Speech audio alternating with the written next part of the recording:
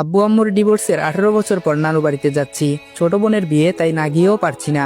আম্মুর উপরে রাগ থাকতে পারে, কিন্তু বোনের উপর নেই। তাদের ডিভোর্সের পর আমাকে আব্বু তার কাছে রেখে দেয়। আর তরি একদম ছোট ছিল বলে আম্মু তরিকে তার সাথে নিয়ে যায়। দীর্ঘ 18 বছর তাদের সাথে কোনো প্রকার যোগাযোগ নেই। তরির বিয়ের খবরটা কোথায় পেলাম সেটা পরে বলছি।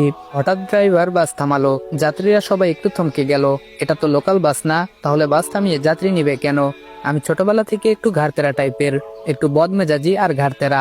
আব্বু এটা নিয়ে সবসময় আমাকে বোঝাতেন, কিন্তু আমার পরিবর্তন হয়নি। পরে তিনি একসময় বুঝতে পারেন এটা আমার পরিবারের অপূর্ণ ভালোবাসার ফল। দীর্ঘদিন এমন পরিবারহীনতা আমাকে এমন রুক্ষ করে তোলে। আমার আচার আচরণে আনে ভিন্ন মাত্রা। নিজেকে সবসময় কন্ট্রোলে রাখতে চেষ্টা করি, কিন্তু পরিস্থিতি আমাকে সেই আগের মতোই করে দেয়। এটা নিয়ে আমি নিজেও উদ্বিগ্ন।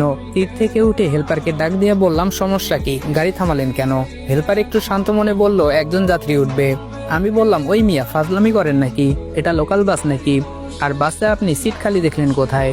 হেল্পার আমার কথার উত্তর দিতে দিতেই বাসে যাত্রী উঠে গেল। ড্রাইভারও গাড়ির সামনের দিকে অগ্রসর করলো। হেল্পার একটু ভাব নিয়ে বলল, ভাই আপনি মনে হয় ভুলে যাচ্ছেন, আপনার পাশের সিটটা খালি আছে। আমি বললাম, কি বললেন আপনি? আবার বলুন। হেল্পার বলে, আপনার পাশের সিটটা খালি। আমি বললাম, একদম বাস থেকে ফেলে দিব। 2টা টিকিট কেটেছি কি সাদে? হেল্পার বলে, ও ভাই সরি, মনে নেই। আমি হেল্পারের দিকে একটু রাগী দৃষ্টিতে তাকিয়ে আমার সিটে এসে বসলাম। একটা হাঁটু অপর সিটে তুলে রাখলাম। ঢাকা টু খুলনার জার্নিটা মোটেও কম না। নিজস্ব গাড়ি নিয়ে আসতে পারতাম, কিন্তু এত দূরের জার্নি দুষ্কর হয়ে যাবে। নিজের নিরাপত্তার কথা ভেবে বাসের টিকিট কেটেছি, তাও আবার একটা না, একসঙ্গে দুটো। রাত হয়ে গেলে ঘুমোতে সুবিধা হবে। আমি আবার বসে ঘুমাতে পারি না। আর তার থেকেও বড় কারণ হচ্ছে বাইরের মনোরম পরিবেশ যেন উপভোগ করতে পারি জানালার পাশে বসে। যদি জানালার পাশে সিট না পাই, তাই একসঙ্গে 2টো টিকিট কেটেছি, যেন কেউ এসে ভাগ বসাতে না পারে, বলতে যেন না পারে যে জানালার পাশের সিটটা আমার। হেল্পার আমার পিছনে ভাই ভাই করতে করতে আসলো। আমি অন্যদিকে মুখ ফিরিয়ে তাকিয়ে আছি। কোনোভাবে আমি আমার সিট ছাড়ছি না। হেল্পার বলে, ভাই আমরা আপনার এক সিটের ভাড়া ফেরত দিয়ে দিচ্ছি, তবুও আপনি একটু কষ্ট করে একটা সিট ছেড়ে দিন। আমি চোখ রাঙিয়ে তাকিয়ে আছি হেল্পারের দিকে। খুব রাগ হতে লাগলো হেল্পারের প্রতি, তবে মুখে প্রকাশ করলাম না, নিজেকে কন্ট্রোল করলাম। ভাই ভাই প্লিজ প্লিজ। আমি বললাম, আপনি প্লিজ সামনে থেকে সরে যান, রেগে গেলে কিন্তু খারাপ কিছু হবে। হেল্পার বলল, ভাই ভুল তো মানুষের হয়, আপনি একটু বোঝার চেষ্টা করুন। আমি বললাম, খুব খারাপ হবে কিন্তু, আমার সমস্যা আছে দেখে আমি 2টা সিট বুকিং করেছি। হেল্পার বলে, ভাই উনি যুবতী একটা মেয়ে, দাঁড়িয়ে দাঁড়িয়ে এত দূর যাবে, কেমন দেখায়? মা বোন তো আপনার বাড়িতেও। আমি বললাম, জাস্ট শাট আপ, সবকিছুতে মা বোন টেনে আনেন কেন? যান সামনে থেকে। আমার ধমক খেয়ে চলে গেল সে। আমি অন্যদিকে তাকিয়ে আছি। আমার সিটের পাশে কারো উপস্থিতি টের পাচ্ছি। সিটের উপর হাত রেখে দাঁড়িয়ে আছে। বুঝতে বাকি নেই, অনাকাঙ্ক্ষিত যাত্রী।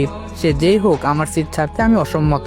আমি একবার মেয়েটার দিকে দৃষ্টি দিলাম। দেখে মনে হচ্ছে কোনো কলেজের স্টুডেন্ট, হোস্টেল থেকে ফিরছে, কেননা কাঁধের মাঝে বেশ বড়সড় একটা স্কুল ব্যাগ।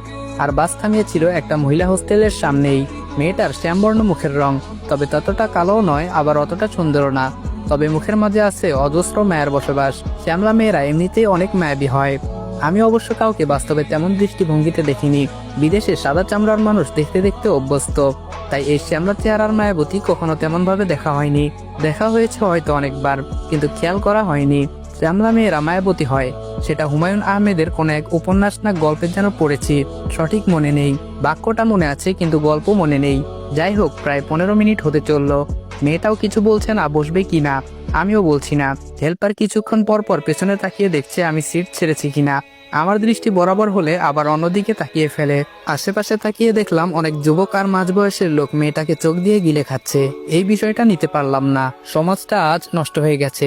একটা মেয়ে একলা নিরাপদ নয়। দুষ্ট লোকদের লোভাতুর দৃষ্টি মেয়েদের উপর পড়বেই।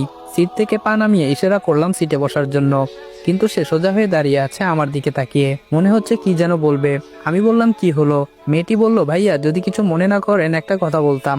আমি বললাম, মনে করার হলে অবশ্যই করব। মেয়েটি বলে, তাহলে দাঁড়িয়ে থাকি। আমি বললাম, দাঁড়িয়ে থাকতে ভালো লাগলে দাঁড়িয়ে থাকুন, আমার এত মাথা ব্যথা নেই। একটু পর আবার মেয়েটা বলল, ভাইয়া জানালার পাশের সিটটা কি পাবো? না মানে যদি কিছু মনে না করেন। আপনি যে পরিমাণ রাগী, ভয় পাচ্ছিলাম। কি ভেবে যেন সিটটা ছেড়ে দিলাম, সঠিক বুঝতে পারলাম না। মেয়েটাও সেটা আমার থেকে অ্যাকসেপ্ট করেনি। মনে করেছিল আমি অনেক কথা শুনিয়ে দিব। আমি উঠে গিয়ে মেয়েটাকে বসতে দিলাম জানালার পাশে। সে খানিকক্ষণ আমার মুখের দিকে তাকিয়ে রইল। আমি বললাম, বসবেন নাকি আমি বসবো? মেয়েটি বলল, না না, বসতেছি। বিপরীত পাশে বসে আছি। এখন অবশ্য আফসোস হচ্ছে, সিটটা কেন ছাড়লাম। একদম উচিত হয়নি সিটটা ছাড়ার। নিজের 5 আঙ্গুল মুষ্টি চেপে রাগ কন্ট্রোল করলাম। একবার রাগ কন্ট্রোল না করতে করতে আবার আরেকটা ঘটনা ঘটলো। হেল্পার এসে মেয়েটাকে বললো ভাড়া দেন। আমি হেল্পারের দিকে তাকিয়ে রইলাম। বাসের হেল্পার ছিল একটু কম বয়সী, বয়স কত আর 19-20 হবে হয়তো। এই পেশায় সে নতুন, তার আচরণে বোঝা যাচ্ছে।